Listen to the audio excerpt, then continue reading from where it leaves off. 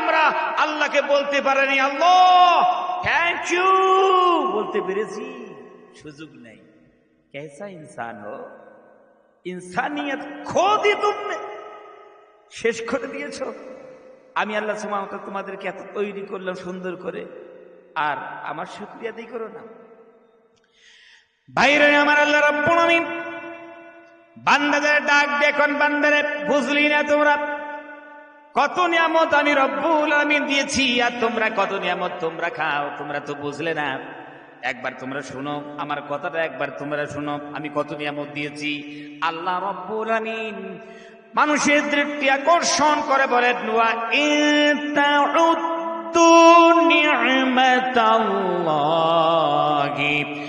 লা তুহসুহা। আল্লাহু আকবার। আল্লাহ রাব্বুল আলামিন ডাক দিয়ে বলেন, বান্দারে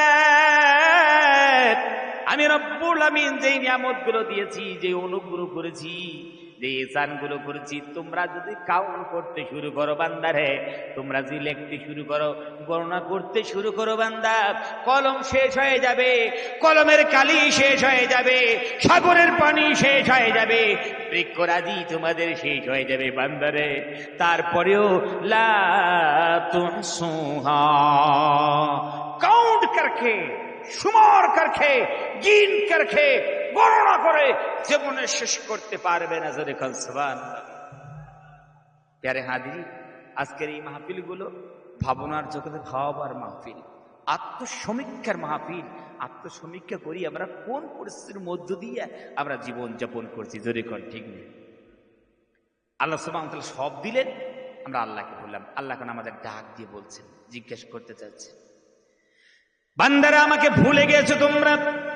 তোমরা একবার তোমার পিছনের ব্যাকগ্রাউন্ডের দিকে তোমরা একবার তাকাও বান্দারে, তোমরা দেখো তো তোমাদের অস্তিত্ব আছে কিনা, তোমরা একবার ভাবনার জগতে ভাবো। আল্লাহ রাব্বুল আমিন ডাক দিয়ে বলেন, বান্দারে হাল আতা আলাল ইনসানি হিনুম মিনাত তাগারি লাম ইয়াকুন শাইয়্যাম মাযকুরা। আল্লাহু আকবার।